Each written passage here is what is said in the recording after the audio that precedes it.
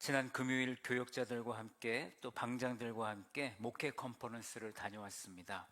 다시 한번 잠자고 있던 저의 미래지향적인 생각을 깨우는 귀한 시간이었는데, 제가 그 강의를 듣던 중에 매우 충격적인 이야기를 들었습니다. 지금 우리는 2024년도를 살고 있는데 우리 대한민국 교회는 1990년대에 머물러 있다. 교회와 성도들은 아직도 1990년대 대한민국 최고의 부흥기를 경험했던 그 시절에 머물러 있다라고 강사님이 그렇게 말씀해 주셨습니다. 지금 교회와 성도는 30년이라는 시간이 뒤처져 있다라는 것입니다. 여러분, 교회와 성도들이 변화를 두려워합니다. 교회와 성도들에게 변화의 바람이 불 때 우리는 그 바람에 나를 맡겨서 같이 그 바람을 타면 그 변화에 따라가는 것입니다. 그런데 이게 잘 안 된다는 것이죠. 우리는 세상을 이기고 세상을 섬기려면 우리는 계속해서 변해야 되는 줄로 믿습니다. 정말 큰 변화가 있지 않으면요, 우리는 세상이 뒤처지고 우리 서원학교회는, 그리고 성도들은 죽게 되는 것입니다. 우리 교회 담임 목사님은 변화의 앞정을 서셨던 분이라고 저는 믿습니다. 근데 우리가 거기에 만족하면 안 되고 우리는 더 큰 변화를 함께 만들어가는 교회와 성도가 되어야 합니다. 저는 그 시작이 우리의 생각의 틀을 깨는 것이라고 생각합니다. 제가 예를 들면 어제도 우리 전도부와 함께 말씀을 나눴는데, 그동안 우리 서원학교회가 부침개 전도를 했습니다. 부침개 전도, 지나가는 이 지역 주민들에게 음식을, 부침개를 드리면서 복음을 전했는데, 저희가 얼마 전부터는, 이번 연도부터는 쓰레기 줍기 전도로 바꿨습니다. 저는 지금 어떤 당장의 열매를 바라보는 것이 아니라, 저는 우리 교회가 이 지역사회를 잘 섬겨서 관저 이동과 관계를 잘 맺어가는 교회가 되었으면 좋겠습니다. 관저 이동에 우리 교회의 목회 철학을 심어주는 그런 우리 교회가 되었으면 좋겠습니다. 1년만 하다가 끝내는 쓰레기 줍기가 아니라 3년, 5년, 10년 또 오랫동안 쓰레기 줍기를, 그 전도를 통해서 우리가 이 지역사회와 관계를 맺어서 이 지역민들의 마음의 문을 열기를 원합니다. 여러분, 언제 복음이 들어가겠습니까? 언제 지역민들이 움직이겠습니까? 우리와 관계가 있을 때, 우리와 연합할 때 저는 그들이 움직일 거라 믿습니다. 그래서 쓰레기 줍기 전도에 모든 성도들이 참여해야 합니다. 남녀 선교회, 또 청년회, 각 방, 또 교육부서들도 함께 참여하므로 이 사역이 더욱 풍성해지기를 원합니다. 제가 몇 주 전부터 게시판에 전도 부원을 모집하는 광고를 보았습니다. 오늘 아침에는 제가 못 봤는데 어제까지만 제가 봤는데 전도 부원 모집하는 그 게시판이 이름이 하나도 적혀 있지 않더라고요.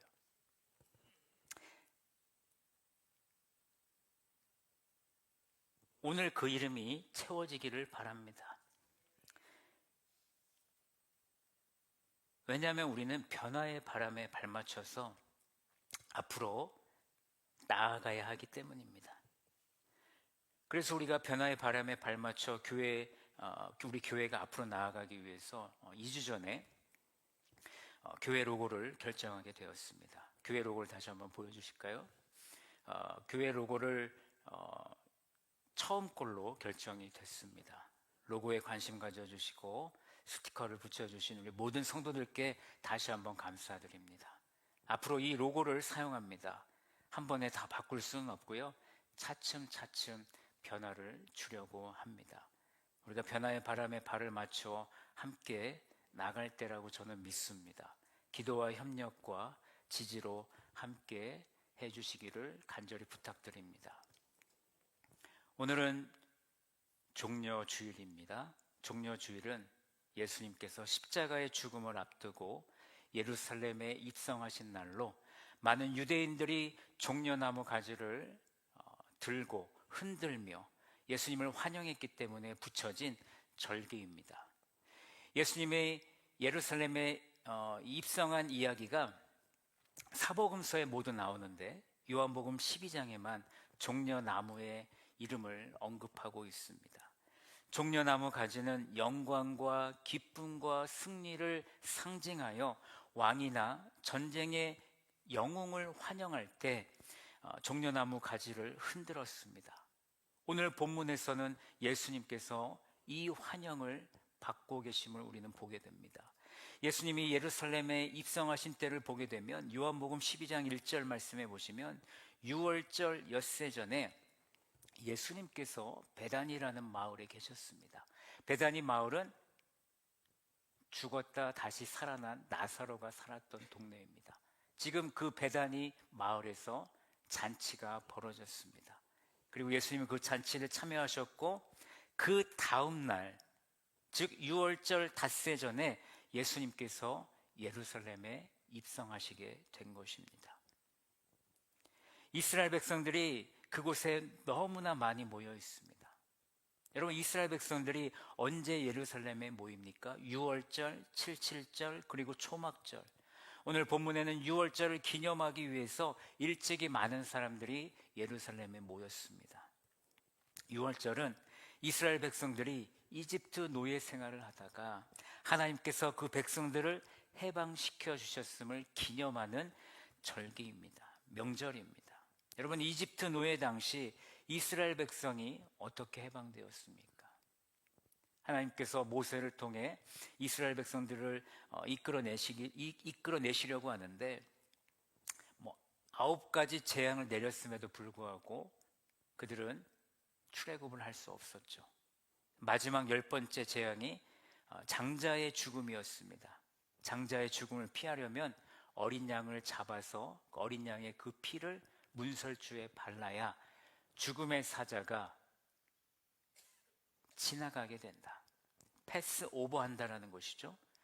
지나감으로 인해서 구원을 받은 데서 이 절기의 이름이 유래되었습니다. 패스 오버, 6월절이라고 부릅니다. 앞으로 펼쳐질 이야기지만 예수님이 6월절 어린 양이 되셔서 우리의 죄를 용서해 주시기 위해, 우리를 구원해 주시기 위해 십자가 피 흘리심으로 대속물이 되신 줄로 믿습니다. 여러분, 예수님은 누구이십니까? 우리를 구원하기 위한 완벽한 제물 6월절 어린 양이십니다. 여러분, 이 놀라운 의미를 가진 6월절을 앞두고 온 큰 무리가 예수께서 예루살렘에 오신다라는 그 소식을 듣게 되었습니다. 그때 예수님은 베다니에서 제자 둘을 맞은편 마을로 보내셔서 아직 아무도 타보지 않은 어린 나귀를 가져와라 라고 말씀하십니다. 혹시 누가 왜 이렇게 하냐고 묻거든 주가 쓰시겠다라고 대답하라고 방법까지 알려주셨습니다. 두 제자는 예수님의 말씀대로 어린 나귀를 예수님께로 끌고 왔습니다. 제자들은 겉옷을 벗어서 안장을 만들어서 예수님께서 그 나귀에 타시는데 불편함이 없도록 도움을 주고 있습니다. 예수님은 나귀를 타시고 어린 나귀를 타시고 예루살렘으로 향하십니다.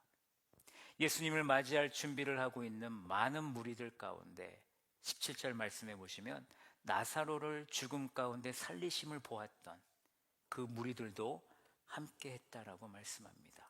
또한 예수님의 놀라운 이적 행함을 들은 많은 사람들도 함께 했다고 18절에 말씀하고 있습니다. 수많은 사람들이 겉옷을 벗고 길에 펼쳐놓고 있습니다.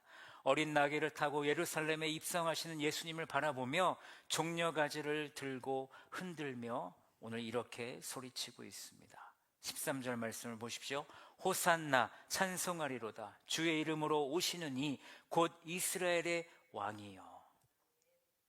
여러분, 그곳에 모인 많은 무리들이 예수님을 이스라엘의 왕으로 여기고 있습니다. 우리를 도우소서, 우리를 구원하소서 라고 외치며 기대와 환희로 호산나를 더욱더 크게 외치고 있습니다. 예수님은 어린 나귀를 타고 입성하셨습니다. 예수님께서 어린 나귀를 타신 것은 예언자 스가랴의 말씀을 성취하시기 위해서였습니다. 어떤 말씀을 성취했는지 우리 15절 말씀을 같이 한번 읽어보시겠습니다. 15절 말씀입니다. 이는 기록된 바 시온 딸아 두려워하지 말라. 보라 너의 왕이 나귀 새끼를 타고 오신다 함과 같더라. 아멘. 스가랴 선지자가 말한 시온의 딸은요, 예루살렘 백성을 의미하는 것이죠. 예루살렘 백성들에게 두려워하지 말라고 합니다. 왜냐하면 고통 속에 압제당하는 이스라엘 백성들에게 평화의 왕 메시아가 오시기 때문임을 말씀하고 있습니다. 이스라엘의 왕이신 메시아가 예루살렘에 입성하실 때 위엄 있는 말이 아닌 화평을 상징하는 어린 나귀를 타고 입성하실 것을 스가랴가 선포했습니다. 지금 그 예언이 성취된 것입니다. 16절을 보십시오. 제자들은 처음에 이 일을 깨닫지 못했다라고 합니다. 예수님이 누구인지를 깨닫지 못했다라는 것입니다. 제자들도 그곳에 모여 호산나를 외친 백성들처럼 예수님을 정치적 메시아로서만 생각하고 있는 것입니다. 제자들이 예루살렘에 입성하기 전에 예수님께 높은 자리를 구했던 것을 우리는 기억해 봅니다. 여러분, 제자들이 언제 그것을 깨닫습니까? 예수님이 메시아이심을 언제 깨닫습니까? 예수님께서 영광을 얻으신 후에야 라고 16절 중반절에 나와 있습니다. 예수님께서 영광을 얻으신 후에야. 예수님께서 영광을 얻었다라는 것은 십자가의 죽으심을 말하는 것입니다. 예수님께서 십자가에 죽으신 이후에 제자들이 비로소 하나님의 지혜, 하나님의 구원의 계획을 깨닫게 되었다라는 것이죠. 이 모든 말씀이 예수를 두고 하신 말씀인 것도 깨달았고, 사람들이 왜 예수님을 그렇게 대했는지를 성령은 그들에게 알게 하셨습니다. 예수님은 어떤 분이십니까? 로마를 해방시킬 정치적 메시아, 이스라엘 왕은 아니었습니다. 많은 유대인들과 제자들이 착각을 하고 있었습니다.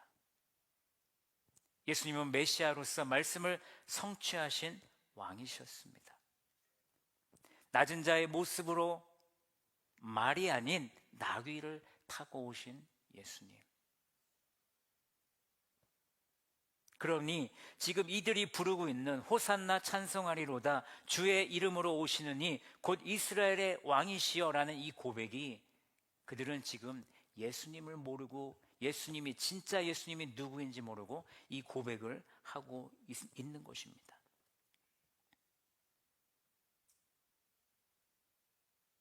그러나 예수님의 예루살렘의 입성을 모든 사람이 기뻐한 것은 아니었습니다. 여러분, 종교 지도자들이 걱정하기 시작하는데 19절 말씀해 보시면 바리새인들이 등장해서 이렇게 말합니다. 볼지어다 너희 하는 일이 쓸데없다. 보라 온 세상이 그를 따르는도다. 많은 사람들이 예수를 왕이라 부르며 따르고 있으니 예수를 음해하고자 했던 그들의 계획이 수포로 돌아가지 않을까 그들은 걱정하고 있는 것이죠. 누가복음 19장 말씀해 보시면 오늘 이 말씀과 병행 구절이 나옵니다. 그때 제자들이 하늘에는 평화요 가장 높은 곳에는 영광이로다 라고 크게 외치고 있습니다. 그때 바리새인들이 예수님께 부탁합니다. 선생이요, 당신의 제자들을 제발 조용히 시켜주십시오. 예수님이 이렇게 말씀하시죠. 그들이 가만히 있으면 저 돌들이 외칠 것이다. 그러면서 예수님은 예루살렘에 가까워지자 눈물을 흘리셨습니다. 예수님은 아셨습니다. 이 사람들이 지금 내가 누군지도 모르고 있다라는 것을, 그 사람들의 외침이 잘못되었다라는 것을 예수님은 아셨습니다. 왜 예루살렘에 왔는지를 그들은 모르고 있습니다. 그곳에 모인 많은 백성들은 예수님을 이스라엘의 왕으로서, 메시아로서, 조상 다윗의 왕국을 다시 회복시킬 왕으로만 기대하고 있는 그들의 그 안타까운 모습들, 로마의 압제로부터 해방시켜줄 정치적 메시아 다윗의 자손을 기대하는 그들의 모습. 예수님은 이렇게 자기를 잘못 높이고 있는 사람들 가운데 십자가에 못 박으라고 외칠 사람이 있다는 것을 예수님은 아셨습니다. 예수님께서 눈물을 흘릴 수밖에 없으신 거죠. 오늘 이 자리에 함께하는 성도들은 예수님이 누구인지 몰라 혹시 예수님의 눈물을 흘리게 하고 있진 않습니까? 여러분에게 예수님은 누구입니까? 나의 삶에 평안을 주시고, 나의 삶에 위로를 주시고, 나의 삶의 어려운 문제를 해결해 주시고, 나의 삶에 기쁨을 주시는 내가 아는 그런 예수님이, 이런 예수님이라면 우리가 정치적인 메시아와 그들이 이스라엘 백성들이 믿었던 정치적인 메시아와 무엇이 다릅니까? 오늘 우리가 알고 믿어야 할 예수님은 우리에게 평안과 위로와 어려운 문제, 기쁨을 주시는 분으로만 여길 것이 아니라 우리의 죄를 짊어지고 십자가에서 피 흘리심으로 우리를 구원해 주시는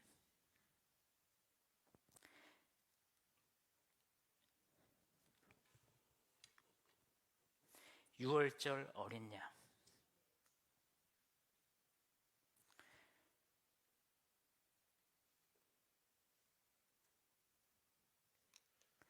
그분의 피가 우리를 구원해 주셨습니다. 우리를 죽음에서 생명으로 옮기셨습니다. 우리가 이것을 믿을 때 우리는 영원한 생명을 얻고 하나님의 자녀가 되는 권세를 받는 줄로 믿습니다. 이 모든 것이 여러분 말씀을 성취하신 예수님이십니다. 이 모든 것이 말씀을 성취하신 예수님의 사역입니다. 예수님은 유월절 어린 양이시고 말씀을 성취하신 분이십니다. 우리가 이 예수님을 전하기를 원합니다. 우리가 다음 주에 전도 대상자 초청 전도 축제가 있습니다. 전도 대상자들을 초대해서 복음을 나누는 시간을 가지려고 하는데 복음을 꼭 들었으면 좋겠다 하시는 분들을 교회로 초청해 주시기 바랍니다. 전도 대상자들을 잘 섬겨서 정말 은혜의 시간이 될 수 있도록 우리가 끊이지 않도록 기도하기를 원합니다. 그리고 이번 주간에 예수님과 함께하는 고난주간 새벽 기도회가 있습니다.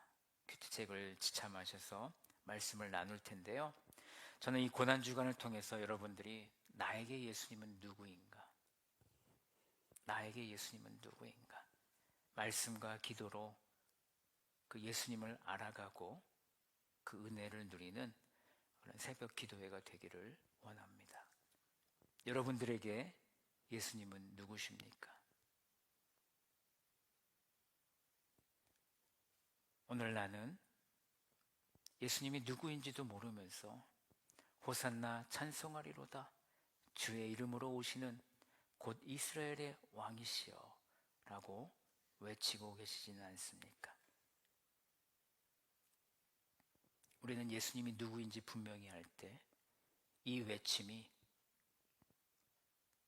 진정한 기쁨의 외침, 은혜의 외침, 사랑의 외침이 될 줄로 믿습니다.